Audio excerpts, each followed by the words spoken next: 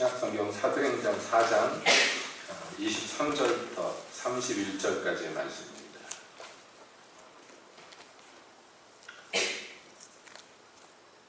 사도행전 4장 23절부터 31절까지 함께 보시겠습니다. 사도들이 노임에 그 동료에게 가서 제사장들과 장로들의 말을 다 고하니 저희가 듣고 일심으로 하나님께 소리를 높여 가로되 대주제여 천지와 바다와 그 가운데 만유를 지은 이시오 또 주의 종 우리 조상 다윗의 입을 의탁하사 성령으로 말씀하시길 어찌하여 열방이 분노하며 족속들이 허사를 경영하는가 세상의 군왕들이 나서며 관원들이 함께 모여 주와 그 그리스도를 대적하도다 하신 이로소이다. 과연 헤롯과 본디오 빌라도는 이방인과 이스라엘 백성과 합동하여 하나님의 기름 부으신 거룩한 종 예수를 거스려 하나님의 권능과 뜻대로 이루려고 예정하신 그것을 행하려고 이 성에 모였나이다. 주여, 이제도 저희의 위협함을 하강하옵시고 또 종들로 하여금 담대히 하나님의 말씀을 전하게 하여 주옵시고 손을 내밀어 병을 낫게 하옵시고 표적과 기사가 거룩한 종 예수의 이름으로 이루어지게 하옵소서 하더라. 빌기를 다하며 모인 곳이 진동하더니 무리가 다 성령이 충만하여 담대히 하나님의 말씀을 전하리라. 아멘. 하나님, 이 시간에 주의 말씀을 저희에게 허락하소서. 오셔서 들려주시고 그 말씀을 듣는 자들로 주님을 더 알게 하시고 주를 쫓게 하시옵소서. 예수님의 이름으로 기도합니다. 아멘. 한 주간 평안하셨습니까? 날씨가 그냥 하룻밤 자고 났더니 갑자기 가을이 돼가지고 당황스러우실 텐데 기도하시고 침착하십시오.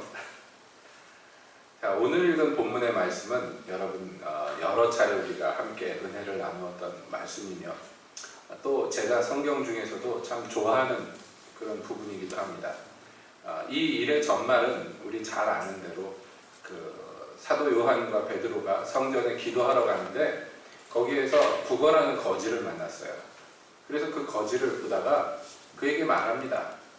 네가 나한테 금과 은을 달라 그러지만 나한테 은과 금은 없거니와 내게 있는 것을 내게 주노니 나사렛 예수의 이름으로 일어나라 하고 그 오른손을 붙잡아 일으키니까요, 이 날 때부터 안진뱅이였던 사람이 벌떡 일어나가지고 춤추면서 뛰면서 하나님을 찬양합니다. 그 광경을 보고 많은 사람들이 몰려왔을 때 사도 바울이 복음을 전합니다. 너희가 십자가에 못 박아 죽인 그 예수 그리스도가 다시 사셨고 메시아가 됐다. 그를 믿고 구원받으라 했을 때 그 복음을 막 전하고 있는데요. 그때 유대인의 관원들이 막 옵니다. 와가지고 사람들이 그 말씀 듣는 것을 싫어해가지고요. 베드로와 요한을 붙잡아다가 공회에 끌고 가셔. 그래서 재판한 겁니다. 그래서 네가 무슨 권리로 여기에서 이렇게 설교를 했느냐 했더니 그 공회당에 서서 또 베드로가 담대히 그들이 죽인 나사렛 예수가 죽은 것 아니고 부활하시고 그리고 우리 중에서 메시아시라고 그렇게 복음을 전파하고 증거합니다. 그래서 이 기적을 본 사람들이 너무 많기 때문에 이거 어떻게 할 도리가 없다. 그래가지고 자기들끼리 의논하고 베드로를 협박하고 너 다시는 그 이름으로 아무 말도 하지 마라. 예수님의 예자도 꺼내지 마라. 협박한 다음에 그 공회에서 내보냈단 말이죠. 그런데 그 와중에 지금 그 베드로의 복음의 설교를 듣고 예수를 믿으니까 그날에 남자만 5,000명이었다. 이렇게 성경은 기록하고 있습니다. 자, 그리고 나서 이제 일어난 일이 오늘 읽은 본문의 얘기입니다. 사도들이 놓인 다음에 교회로 돌아가서요. 그 형제 자매에게 자기들이 당한 일에 자초지정을 얘기했습니다. 그때 이 사람들이 무엇을 했느냐? 그 말을 다 듣고 나서 일심으로 하나님께 소리를 높여 가로되 이러면서 나와요. 그 기도의 내용입니다. 일심으로 한 마음으로 이렇게 기도했다 하는 것입니다. 그랬더니 하나님이 듣고 응답하시고 이 사람들이 성령의 충만함을 받았다. 자, 이것인데 오늘 우리가 이 말씀을 통하여서 살펴보고자 하는 주제가 있습니다. 그 주제는 지금 여기가 초대교회라고 불리는 예루살렘 교회에서 일어난 일인데 이것은 하나의 어떤 모형이고 모델입니다. 교회는 어떠해야 되는가 이것을 보여주는 아주 좋은 모델인데요. 자, 여러분 한번 상상해 보겠습니다. 오순절에 성령이 임하셔가지고 베드로가 나가서 설교했을 때 그날에 예수 믿은 사람이 남자만 3,000명이에요.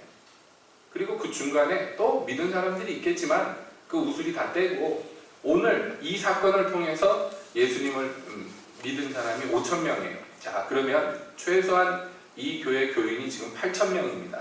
근데 일반적으로 이스라엘에서는 남자만 센단 말이죠. 남자가 8,000이면 여러분 상식적으로 그 교회에 남자가 많겠습니까? 여자가 많겠습니까? 일반적으로 여자가 많죠. 그리고 남자만이라고 했을 때 애들은 빼고 노인들은 뺍니다. 그러니까 애들 노인까지 합치면 최소한 그 학자에 따라 다른데 3배에서 6배까지 봅니다. 그래서 최소한 3배 보잔 말이야. 그래서 지금 총 몇 명이라고요? 현재 등록 교인수가 남자만 8,000명 곱하기 3 하면 몇 명이에요? 제가 셈이 약해가지고 몇 명이에요? 잘 몰라요?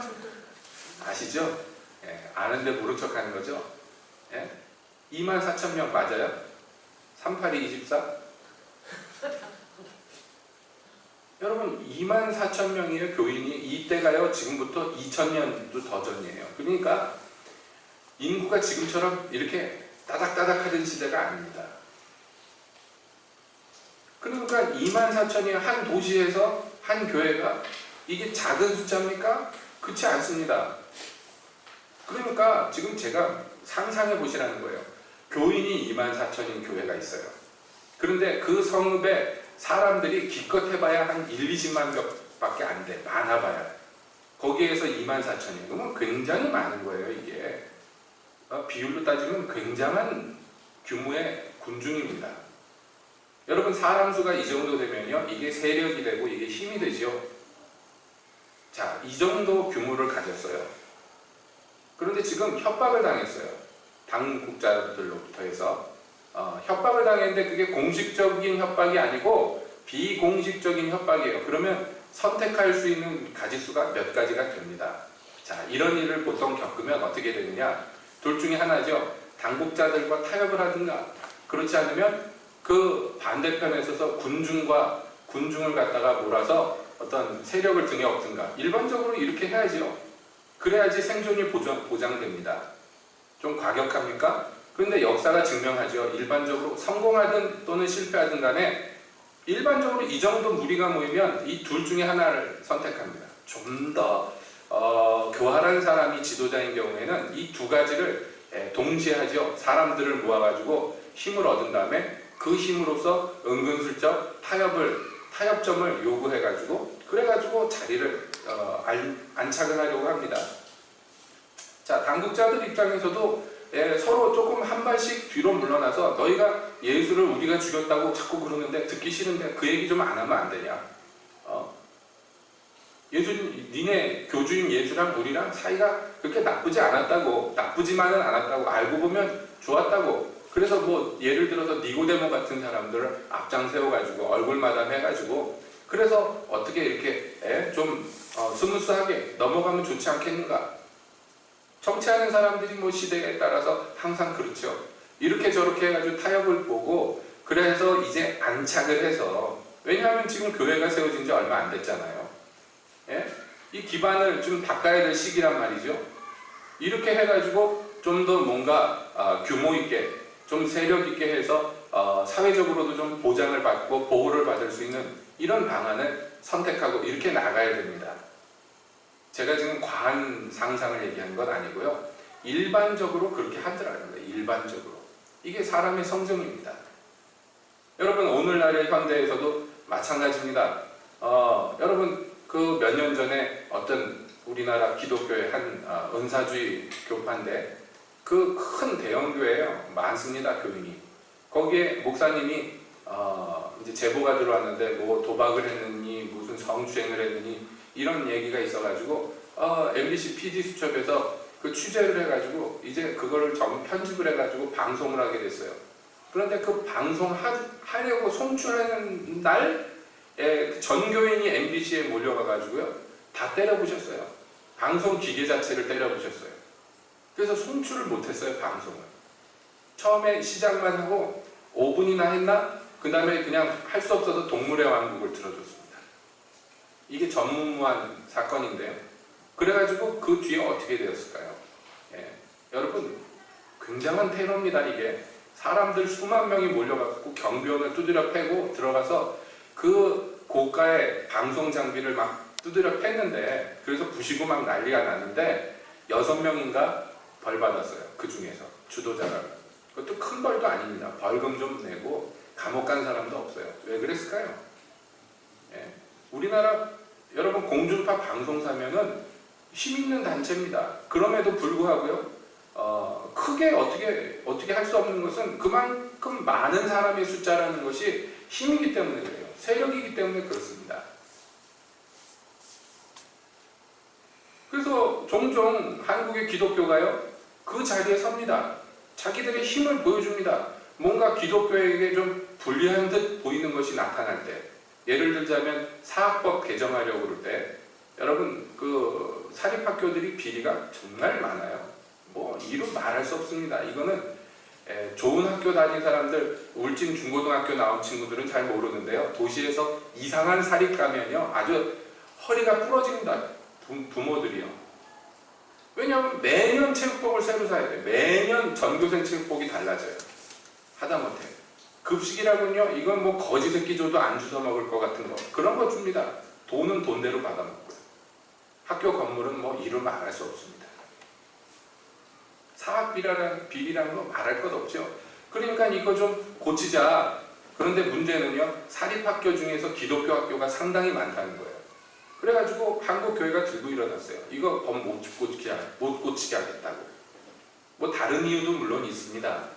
사학법 개정하면 이 기독교 정신에 위배되는 그 정부의 간섭이나 외부의 간섭이 들어올 수 있죠. 그런 위험성이 있다는 거 충분히 이해가 갑니다. 그런데 그 위험성을 놓고선 교회가 엎드려서 하나님께 기도하는 것 대신에 무엇을 선택했느냐 하면 시청 앞 광장에 한 100만 명 정도 모여가지고 항의 집회를 했어요. 여러분 그래가지고 아시다시피 사학법 개정 못했습니다. 뭐 교회만 들고 일어난 건 아니지만은 다른 단체들도 그 이익단체들도 합심해가지고 으쌰으쌰 해가지고 그거 막아냈습니다. 대통령 의지도 좌우할 수 있는 세력이 있어요 한국에. 그러니까 그걸 힘입죠. 왜 없겠습니까? 그 전대 대통령이 선거에서 이겼는데요 그 표차가 70만 표였어요. 그런데 재미있는 것은 그 당시에 여의도 순복음교회 교인이 70만 명이었는데 조윤규 목사님이 나와서 아무 후보를 다 찍어라, 아주 설교 시간에 대놓고 얘기를 하셨어요. 그랬더니 희한하게 70만 표 차이로 이겼어요. 그래서 사람들이 웃으면서 저 대통령은 여의도 순복음교회가 당선시켜줬다. 물론 전교인이 다 찍었겠습니까마는 우스갯소리로 그렇게 얘기를 했습니다.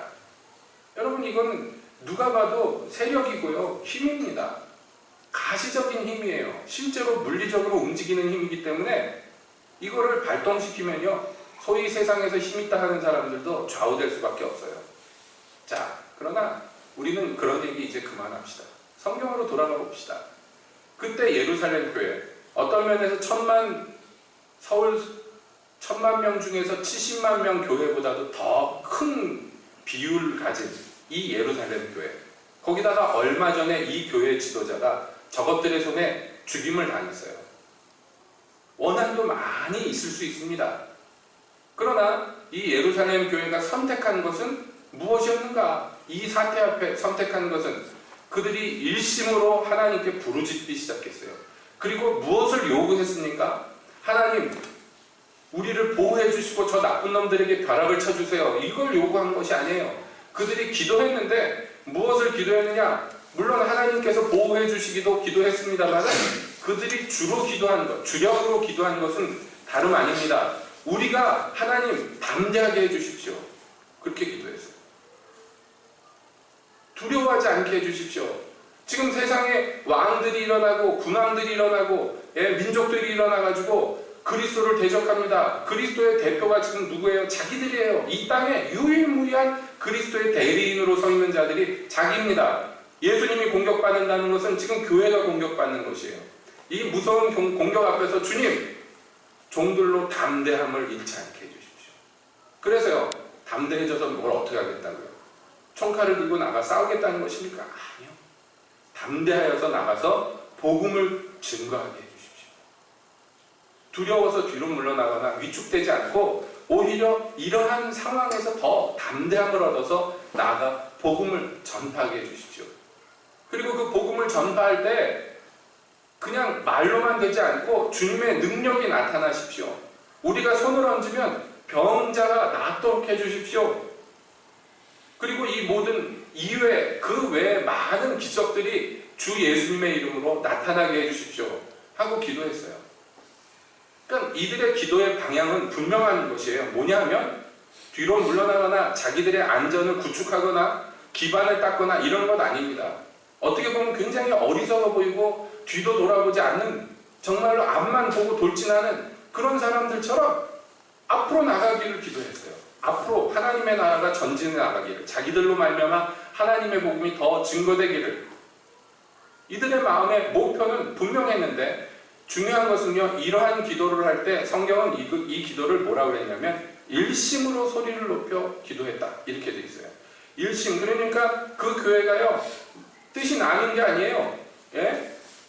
뭐 갑론을박해가지고 다수결로 해서 많은 숫자가 이기고 이런 것이 아닙니다. 일심으로 한 가지 소망을 품고 같은 기도로 주님 앞에 나가 부르짖었어요. 지금 이 사태를 누구보다도 분명히 인식하는 것이 바로 예루살렘 교회 사람들입니다. 주님, 오늘 이런 일이 일어났는데 이것은 일찍이 주님께서 다윗의 입을 통해서 예언하셨던 그것이 지금 성취되는 것입니다 하면서 시편 2편의 말씀을 인용하는 것이에요. 다윗의 시편을. 그때에 군왕들이 일어나면 민족들이 허사를 경영하여서 그래서 하나님과 기름 부음 받은 자 예수 그리스도를 대적할 거다 그랬는데 오늘 그 일이 일어났습니다. 무서운 일입니다. 전 세계가 들고 일어났다는 얘기예요. 사태를 분명하게 인식합니다. 바보들도 아니고 광신자들도 아닙니다. 그럼에도 불구하고 이들은 원하는 것이 분명했어요. 우리가 오직 하나님의 나라와 그의 의만을 구하겠습니다. 그러니 우리를 사용하시고 우리를 통해서 주님의 능력이, 뜻이 이 땅에 풀어지시고 전진하기를 원했어요. 하나님이 그 소리를 들으셨어요. 그래서 성경은 31절에 이렇게 얘기합니다. 빌기를 다음에 기도가 이제 마쳤어요.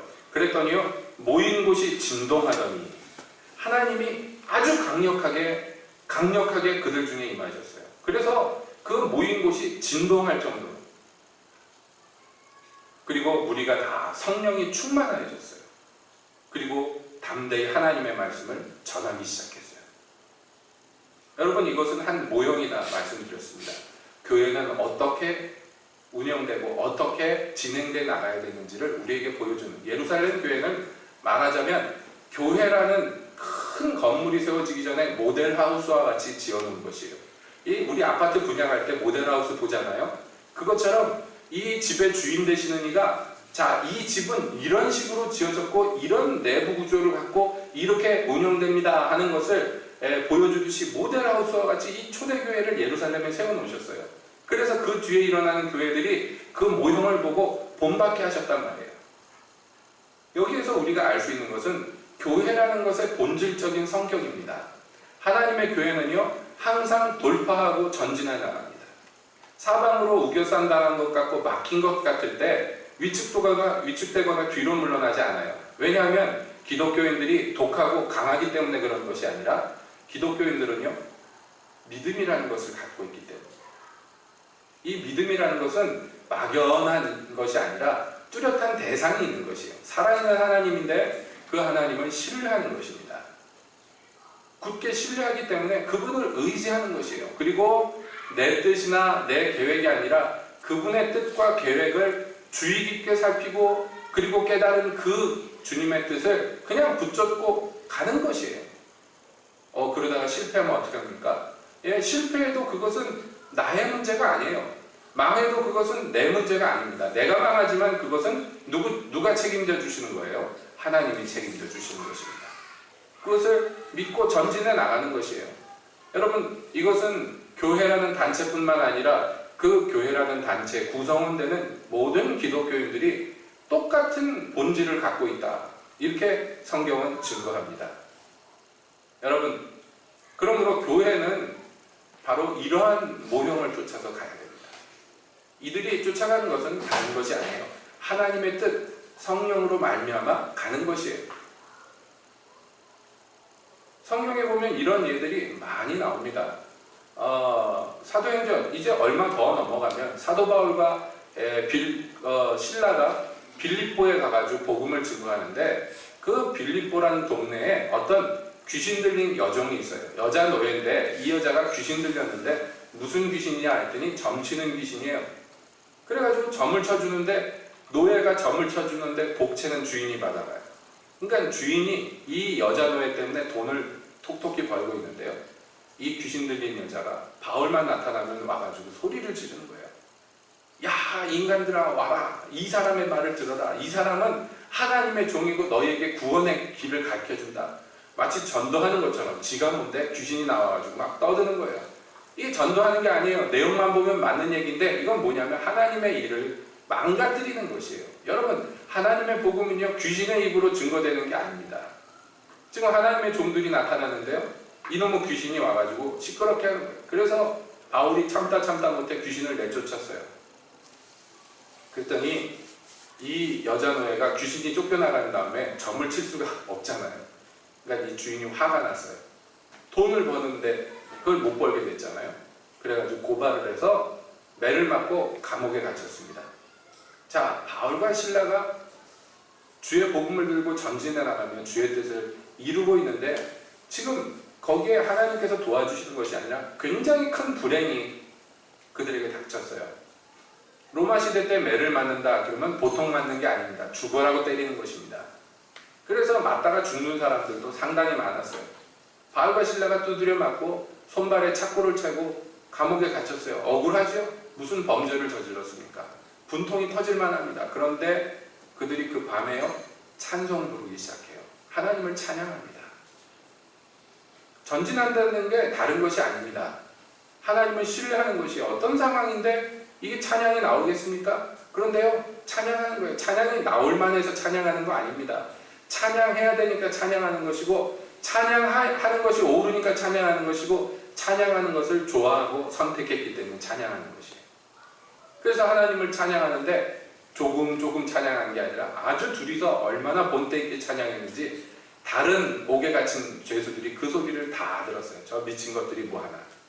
여러분, 하나님이요, 여기 사도행전 4장에서 오늘 읽은 본문에서 땅을 진동시키셨는데 그날에도 땅을 진동시키셨어요. 그런데 특수하게 진동시켜서요, 건물이 무너지고 그런 것이 아니라 옥문이 열리고 그리고 손발에 채워졌던 착고가 풀렸어요. 어떻게 지진이 나면 이렇게 됩니까? 하나님이 특별하게 역사하셨어요. 그리고 그 일의 결과로서 간수장의 온 가족이 예수를 믿고 구원받는 열매를 맺게 됩니다. 여러분, 하나님의 교회는, 또 하나님의 사람들은 무슨 일을 만날지라도 뒤로 가는 것이 아니라 전진하는 것이에요. 감사하면서 찬양하면서 나가는 것입니다. 모세가 12정탐꾼을 그 가나안 땅 정탐시키고 12명이 돌아왔는데요, 12명이 하는 보고가 똑같습니다. 가나안 땅에는 거인족들이 살고요, 거기는 큰 성들이 있고요, 그들의 갖고 있는 무기들은 굉장히 날카롭고 우리보다 훨씬 강합니다. 12명의 보고가 다 똑같아요. 그런데 그 결과를 말할 때, 그 결론을 내리는 것은 지금 10대 2로 갈립니다. 10명은 뭐라고 얘기하느냐? 그러니까 거기 들어가면 우리는 다 죽을 거다. 그들이 보기에는 우리가 메뚜기 같을 거다. 발로 탁 밟으면 그냥 찍 죽어버리는 벌레 같은 존재다. 거기 가면 다 죽는다. 10명은. 그래서 들어가면 안 된다고 얘기했고요. 2명은요, 여호수아와 갈렙만 올라가자고. 하나님이 주신다고 그랬다고. 하나님이 주신다고 그랬으니까 그들은 우리 밥이라고. 전혀 상반된 결론을 내립니다. 그런데 사람들이 모든 사람들이 10명의 말을 믿었어요. 그래서 이 10명의 말, 10명 정탐꾼들의 말을 듣고 모든 백성들이 낙심했어요. 그래서 이 10명의 죄를 주께서 뭐라고 했냐면 형제를 낙심케 한 죄라고 얘기합니다. 그들의 믿음 없는 발언이 다른 사람들에게 영향을 끼치는데 이건 전염병보다도 더 극심한 영향을 끼쳐서요. 나머지 2명이 아무리 아니라고 해도 씨알도 안 먹혀요. 여러분 이것이 일반적입니다. 뭐냐면 일반적으로 우리가 믿음을 선택하고 믿음의 길로 가기 위해서는 굉장한 에너지가 필요합니다. 그 에너지가 뭐냐면 자기를 죽이는 에너지예요. 자기의 생각과 뜻을 거절하고 거부하는 에너지이기 때문에 이게 굉장히 큰 힘입니다. 그런데 불신앙, 눈에 보이고 손에 잡히는 것을 믿는 쪽으로 나가는 것은요, 에너지가 안 들어요. 안 드는 게 무엇입니까? 그런 마음이 들도록 뒤에서 막 밀어줘요, 누가. 그건 손쉽게 갑니다. 제가 말씀드렸죠? 여기 예루살렘 교인들이 일심으로 하나님께 부르짖었다. 이게 굉장히 은혜로운 얘기입니다. 어떻게 이럴 수 있을까? 한두 명도 아니고 그 많은 인원들이 어떻게 이렇게 일심으로 믿음의 길로 들어설 수 있었을까? 정말 이거 하나님이 은혜 내리신 거예요. 하나님이 복 주신 것입니다. 일반적으로는요, 저 가데스 바네아 평야에서 일어났던 이스라엘 중에 일어났던 10 정탐꾼의 말들을 듣고 온 백성이 밤새 자기 장막에서 눈물 짓고 소리 질러 우는 것, 이게 정상적이에요. 일반적입니다. 일반적이에요.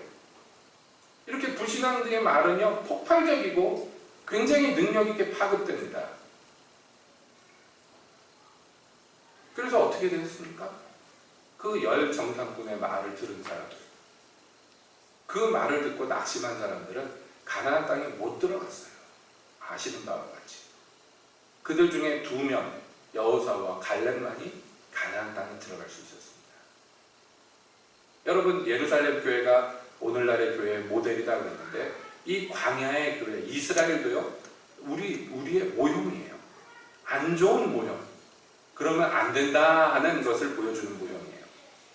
그렇기 때문에 성경은 얘기합니다. 너희가 오늘날 하나님의 음성이 들리거든 너희 조상 때 그 광야에서 거역한 그 사람들처럼 하지 말고 마음을 강팍히 하지 말고 오늘날 너희가 하나님의 말씀이 들리거든 그 말씀에 그냥 납작 엎드려 순종해라. 여러분 시편에서 그렇게 말하는 것이에요. 너희 조상이 그 거역하다가 광야에서 다 죽지 않았느냐?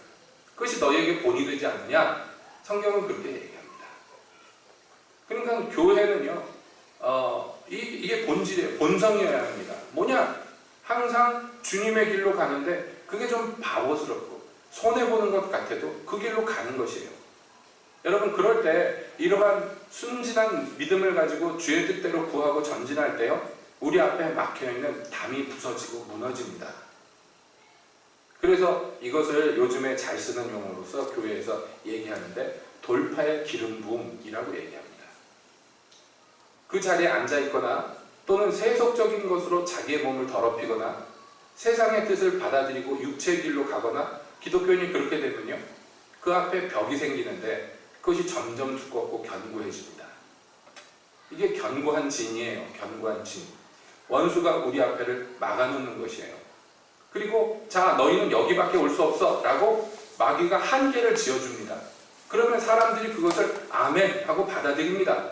이건 나쁜 경우 얘기하는 것이에요. 그리고 그 신앙생활의 한계를 거기까지로 딱 줄쳐놓습니다. 그래서 라인을 거놓고 하나님 여기까지 제 영역이니까 일로 넘어오시면 안 됩니다. 제가 필요할 때면 그 하나님께 얘기할 거예요. 그러니까 여기 이상 접근하지 마세요. 이렇게 얘기하는 이상한 신앙이 되어버립니다. 그래서 하나님을 믿는데 전심으로 믿는 것 아니고 일심으로 믿는 것 아니고 나뉘는 마음으로 믿습니다. 내 길도 있고 하나님의 길도 있어요. 항상 그 중간에서 선택합니다. 어느 게 내게 이익이 될 것인가, 어느 게 내 마음에 드는가, 이것을 선택하려고 합니다. 그리고 선택하여서 그 길로 가면서도 스스로 얘기하기를 나는 하나님을 믿는 사람이야 라고 얘기합니다. 믿음은 그런 것이 아니에요. 믿음은 오늘 성경 본문에서 만나는 이런 사람들의 행위가 바로 믿음입니다. 믿음은 입에 있는 것이 아니거든요. 내가 믿노라 하지만 그러나 어떤 한계 지은 그 상황 안에서 내 스스로 생각하기에 여기까지 있으면 안전하다 생각하는 마귀의 속임수에 넘어가가지고 그리고 거기에 안주해버리면 여러분 그것으로 말미암아 믿음과 신앙은 온데간데 없어지는 것이에요. 그런 사람들은 믿는다 하는 것이 아니에요. 신분이 기독교인일지 모르지만요, 하나님을 신뢰하는 사람은 아닙니다. 하나님만 전적으로 의지하는 사람도 물론 아닙니다. 여러분 얼마나 많은 기독교인들이 속임수에 넘어가고 자기 욕심에 끌려가지고 이 한계 지은 울타리 안에 거기서 안전하다고 생각하는데 머리 박고 거기에서만 사는지 모르겠어요. 여러분 이 돌파의 기름 부음, 주께로부터 받은 이 돌파의 기름 부음을 가지고 그 벽을 돌파해서 나가보면 어떻습니까? 거기에는요 한두 끝도 없는 무한 광대한 주님의 경륜과 계획이 그 앞에 놓여있는 것을 발견하는 것입니다. 어마어마합니다. 어마어마. 흔히 예언사역한다 하는 데 가면요 어느 사람이든지 예언받으면 좋은 얘기들이 많아요. 그리고 그 좋은 얘기도 어느 정도 좋아야 되는데 어마어마하게 좋은 얘기들이 많이 나옵니다. 그것은 일부러 아부하려고 그렇게 예언하는 게 아니라 어떤 면에서요 하나님이 우리 각 사람에게 갖고 계시는 계획이 그렇게 어마어마해요. 정말로 알고 보면. 근데 대부분이 그것을 누리지 못해요. 왜냐하면 아이고 나 같은 게 어떻게 해. 그리고 한계를 스스로 지어버리고 그리고 그 이상 나가지 않으려고 해요. 여기까지 나는 주일 예배 드리고 11조 드리고 나는 기독교인이라고 살고 이 정도 하면 됐어 라고 한계를 지어버립니다. 아닙니다 여러분.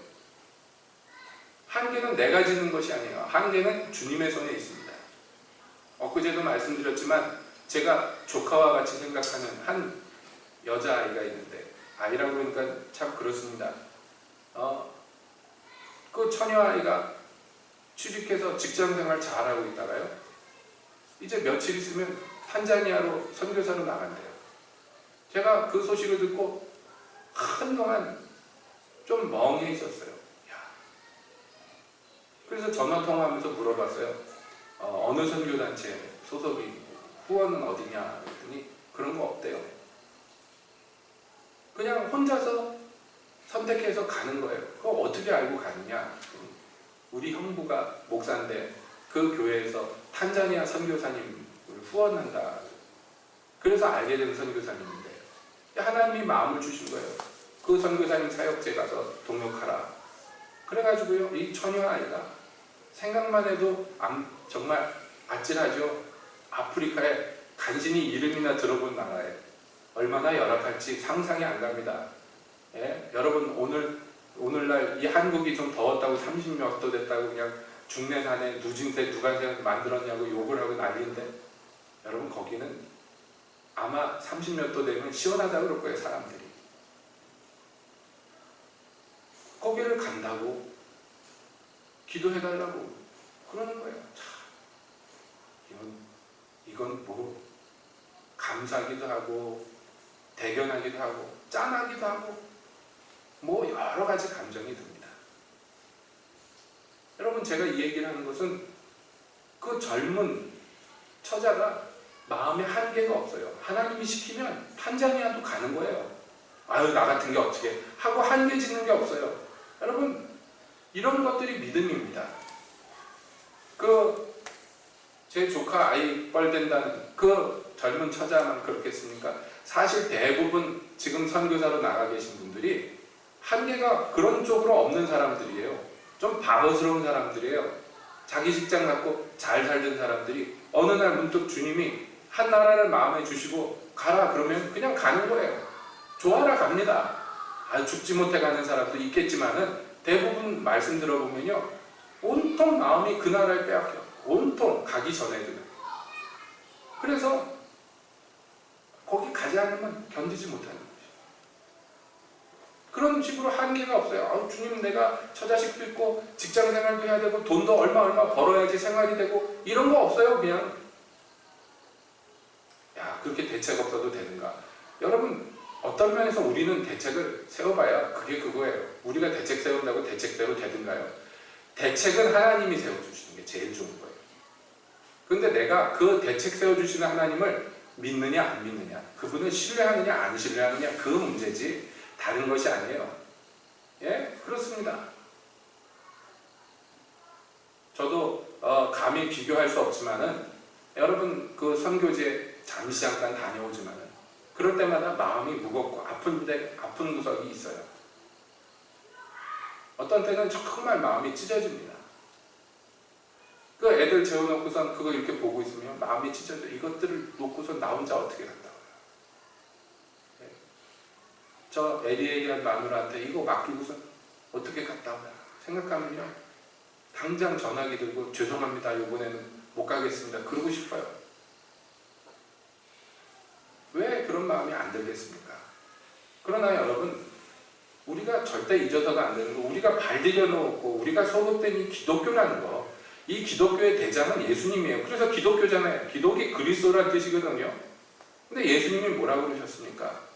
네? 이 땅에서 집과 가옥과 전토와 자기 남편과 아내와 아들과 딸을 나보다 더 사랑하는 자는 나의 나라에 합당하지 않다.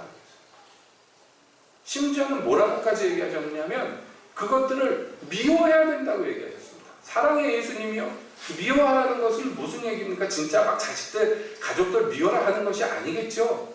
예수님을 사랑하는 것과 비교하자면 마치 미워하는 것처럼 보일 정도로, 그렇게 하지 않으면 나의 나라에 들어올 수 없다고, 그 나라의 대장 되시고 그 교회의 머리 되시는 이가 그렇게 선포하셨어요. 여러분, 거기에는 우리가 이견을 달 수 없어요. 왜냐하면 내가 주인이 아니고 이 나라는 예수님이 주인이에요. 주인 마음이에요. 왕 마음입니다. 내가 거기다 항의할 수 있는 것이 아니에요. 예수님 어떻게 이렇게 피도 눈물도 없는 얘기를 할 수 있습니까? 이렇게 얘기하는 것이 아니에요. 우리는 그냥 네 알겠습니다, 말씀하시옵소서, 조금 듣겠습니다 하고 나가는 것이죠. 왜요? 이게 사랑의 법이거든요. 피차 사랑으로 묶여있기 때문에 예수님도 우리에게 사랑 때문에 꼼짝 못하시고 우리도 예수님한테 사랑 때문에 꼼짝 못하고, 여러분 이게 기독교의 본질인 줄 압니다. 여기 예루살렘 교인들이 앞뒤 생각 없는 사람들 아닙니다. 우리랑 똑같은 성정 가진 사람들이고 다 처자식 딸린 사람들입니다. 지금은 협박으로 끝났지만 말 안 들으면 무슨 일을 당할지 몰라요. 불과 며칠 전에 예수님은 십자가에 매 맞고 못 박혀 죽었어요. 불과 며칠 전에. 그거 보았던 사람들입니다. 두려울 만한 사람들이고 처신을 생각할 만한 사람들이에요. 그러나 그들이 생각한 것은 주님이 원하시는 게 무엇인가, 이 상황에서 주가 바라는 게 무엇인가를 정확하게 알았다는 것입니다. 사실 여러분, 이렇게 해가지고 복음이 증거되고 예루살렘 교회가 힘을 얻어갈 때 이제 얼마 되지 않아서 야고보, 예수님의 제자 중에 한 명 야고보는 목베임 당할 것이며, 그 교회 집사님 중에 하나인 스데반은 돌에 맞아 죽을 것이며, 그리고 나머지 교인들도 매 맞고 옥에 갇히는 일이 이제 곧 닥칠 것입니다. 여기에서 이들이 타협하고 현실에 순응했으면 안 당할 것입니다. 그러나 이 교회는요, 하나님의 뜻을 쫓아갔고요, 그래서 고난도 겪고 환난도 겪습니다. 단 그것을 두려워하지, 그리고 뒤로 물러가지 않는다는 것입니다. 여러분, 주님이 오늘날 보시고자 하는 당신의 교회도 역시 마찬가지예요. 아니, 예루살렘 교회 처음 세워졌던 교회보다 이제 우리가 2000년 지났으니까 노하우도 좀 쌓이고 배울 것도 좀 배우고 그랬으니까 좀 더 나은 교회가 돼야 돼. 예루살렘 교회보다 더 나은 교회가 이 땅에 세워져야 되고, 그것이 우리가 되기를 소망한단 말이죠. 오늘 이 성경 말씀을 통해서 여러분께 도전합니다. 여러분 돌파하십시오. 여러분 앞에 견고하게 세워져 있는 것처럼 보이는, 여러분 마음이 거기에다 양분을 주고 물을 주고 비료를 줘서 더 단단하게 만들었을지 모르지만 그 벽, 그거 부서져야지 주님과 면대하여 볼 수 있습니다. 부서져야 됩니다. 여러분도 일심으로 손을 들고 하나님 한 대주제이신 우리 하나님께 부르짖으십시오. 내게 기름 부으사 주여 담매에 저것을 때려부시고, 주님과 나 사이에 막힌 이 담이 허물어지고 가린 것 없이 주님의 얼굴을 보며 그 품에 안기는 복이 있게 하시고, 주의 능력이 나를 통해서, 내 손을 통해서 이 땅에 풀어지고 내 입을 통해서 주의 복음이 전파되고, 그래서 주님 기뻐하시는 것을 보고 그리고 같이 기뻐하기를 원합니다. 여러분 소망하면서 전진하시길 바랍니다. 하늘에서 주님이 들으십니다. 기뻐 들으십니다. 여러분 기뻐 들으십니다. 말씀을 마치기 전에 한마디만 더 할게요. 한 일주일 됐나요?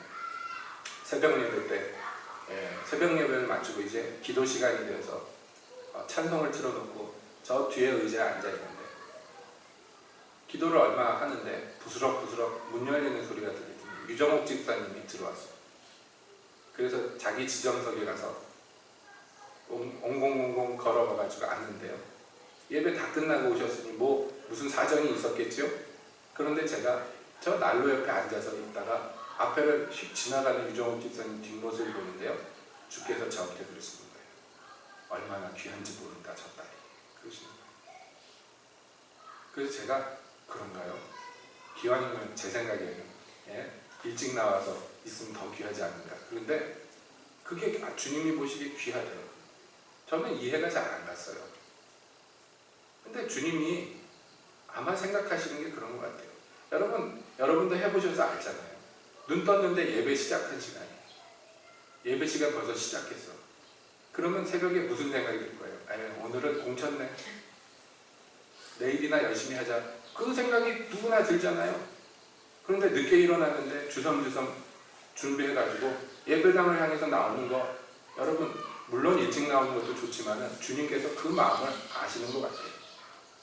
그래서 제가 목사로서 저건 집사가 돼서 저렇게 늦게 오나 이런 마음 품을까봐 그러셨는지 모르지만 저한테 와서 얘기해 주시는 거예요. 저 딸이 얼마나 귀한지 모른다. 그래서 저도 그런 줄 알고 있습니다. 그냥 그 행위가 그것이 주님 보시기에 기쁜 것이에요. 우리의 온전한 것이 제일 좋은 것이 주께 드렸지만 더 좋겠습니다만 우리가 부족하고 연약해도요. 여러분 주님 의지하고 나가는 거예요. 이 사람들도 두렵단 말이에요. 예루살렘 사람들도. 그러니까 기도하는 거예요. 우리를 담대하게 해달라고, 이런 사태에 주눅 들어서 뒤로 물러가지 않게 해달라고, 담대하게 해달라고 주님 앞에 기도합니다. 그리고 주님께 쓰임받기를 원한다. 여러분 주님이 쓰십니다. 이런 사람 쓰시는 거예요. 잘나고 똑똑한 사람 쓰는 게 아니에요. 그러면 이런 교회가 세계를 흔들고 땅을 진동시키고 이런 교회가 복음을 증거하고 그것이 지금까지 이어져서 우리까지 덕을 보는 것인 줄 압니다. 여러분 우리 새빛교회도 우리 성도 한 분 한 분도 다 이런 자리에 들어가시기를 바랍니다. 우리 주님의 기쁨 되시기를 예수님의 이름으로 축복드립니다. 기도하겠습니다.